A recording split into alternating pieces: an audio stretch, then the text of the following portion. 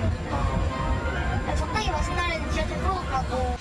아무래도 어쨌든 술 먹고 집에 가는 게 목적이니까 사실은 잡힌다고 하면은 나쁘진 않긴 할 것 같아요.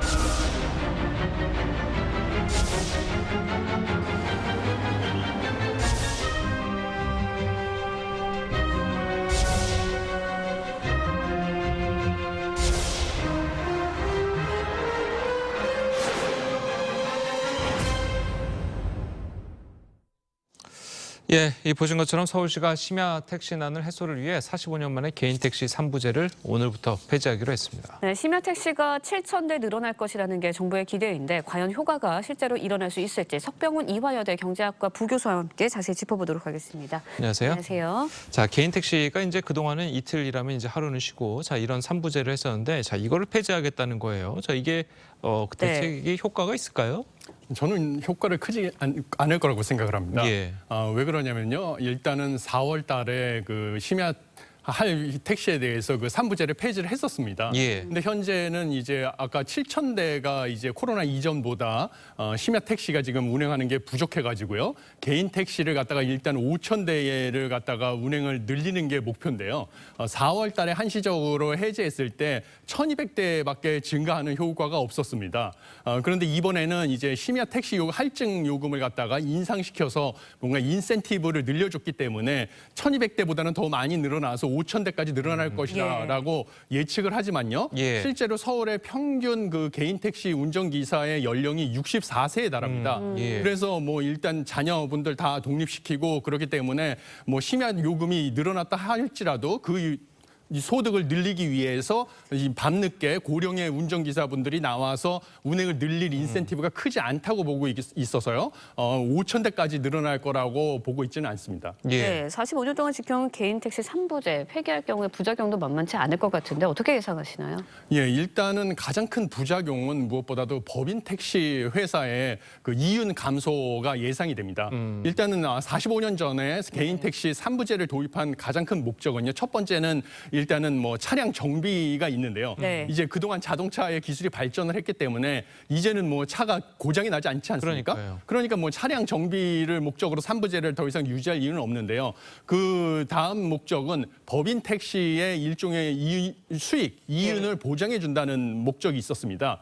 그런데 이제 3부제를 폐지하게 되면 개인 택시를 아무래도 운행을 많이 하게 되니까 최근에 이제 유가 인상, 그다음에 또 이제 법인 택시에서 이제 운전기사를 찾는데 고용하는데 어려움이 있어서 운전기사의 처우 개선을 하는 요구가 대두되고 있는데요. 반면에 이제 택시 요금을 인상하는 데는 한계가 있으니까요. 법인 택시 회사의 아마 이윤 감소가 또 심각해질 가능성이 큽니다. 예. 자, 그리고 이제 정부가 택시 네. 대란의 원인 중 하나로 이제 짚는 것이 택시 기사들의 이제 승차 거부 문제 아니겠습니까? 이 승차 거부라는 것이 이제 목적지대로 이제 분류를 해서 본인들이 이제 골라 잡겠다는 건데 목적지 미표시 의무화. 자, 이것을 추진하겠다는 건데 이거는 어떻게 성과가 있을 걸로 보십니까? 예, 그것도 일단은 저는 좀 성과가 없을 거라고 생각을 하는데요. 예. 이제 뭐 목적지를 갖다 미표시를 하게 될 경우에는 일단 처음에는 이제 목적지가 표시가 안 되니까요. 네. 기사들께서 이제 뭐 콜에 응할 가능성이 큽니다. 그렇지만 일단은 기사들께서도 지금 현행 택시 요금 시스템 하에서는 뭐 그동안에는 목적지가 표시돼 있으면 택시 요금이 이제 규제를 받는 상황 하에서는 이제 장거리를 일단은 예. 운행을 하는 것이 이윤이 높아지기 때문에 장거리 콜에 더 많이 응답을 했던 것이었거든요. 예. 그렇기 때문에 이거를 결국은 해결하기 위해서는 콜에 응해서 거기까지 기사들이 이동해 갈 때는 당연히 운전하는 것뿐만 아니라 그 가스를 소비하는 그 비용이 네. 들어가는 부분이 있거든요. 그래서 결국 이거의 근본적인 해결책은 콜비를 부담을 하는 것, 소비자가 부담을 하는 것이 근본적인 해결책이 되는 것이지 목적지를 가려버린다고 해서 처음에는 이제 한두 번 이제 기사분들이 목적지가 없는 경우에는 이제 콜에 응하겠지만 나중에는 이제 아예 콜에 응하지 않는 경우가 생길 가능성이 있습니다. 네. 그러면 결국은 이제 길에 나가서 자기가 손을 흔들어서 택시를 잡아야 되는 이런 상황 상황에 처할 가능성이 있어가지고요. 예. 최근에 이제 서울시에서 이제 심야 코어를 갖다가 최대 콜비를 5,000원까지로 인상하겠다고 한 정책이 그 여론조사 결과, 소비자 여론조사 결과를 바탕으로 나왔다고 알고 있습니다. 예. 그래서 심야에 택시를 빨리 잡기 위해서 소비자들이 5,000원까지 콜비를 지불할 용의가 있다라는 여론조사 결과가 나왔거든요. 예. 그래서 단거리 이동의 경우에는 뭐 콜비를 일정 부분 자기가 제시를 하는 소비자분들이 제시를 하는 이런 식의 정책으로 해결하는 것이 바람직하지 단순히 그냥 목적지를 가려버리겠다 이런 정책은 부작용이 있을 거라고 생각하고 있습니다. 예. 네, 또 이제 이야기되는 문제점이 가장 근본적인 문제는 택시 기사의 임금 구조 개편이다라는 이야기도 했거든요. 어떻게 보시나요? 예, 맞습니다. 지금 뭐 원래는 이제 코로나19 확산 사태라는 충격이 뭐 각 산업별로 다른 영향을 미쳐가지고요. 뭐 택시 같은 대면 서비스업이 직격탄을 맞았습니다. 그러다 보니 이제 법인 택시에서 근무하던 기사분들이 이제 비대면 서비스 배달 산업으로 많이 이동을 해서 배달 라이더 쪽으로 이동을 하는 바람에 법인 택시 운행률이 떨어져가지고 지금 최근에 택시 대란이 생긴 측면이 있거든요. 네. 그런데 지금 최근에 배달료가 감소를 했는데도 불구하고 이제 배달 라이더로 이동했던 기사분들이 법인 택시 쪽으로 돌아오지 않고 계십니다.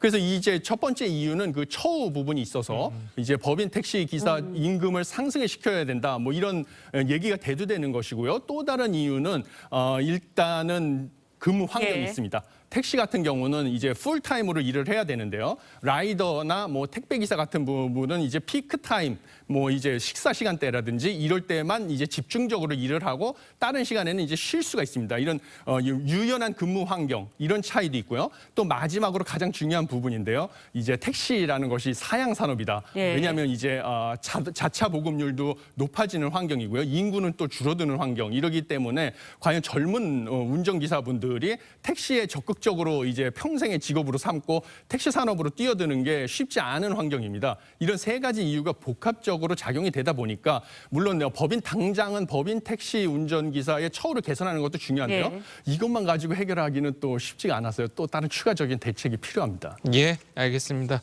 자, 오늘 교수님 말씀은 여기까지 듣겠습니다. 잘 들었습니다. 맞습니다.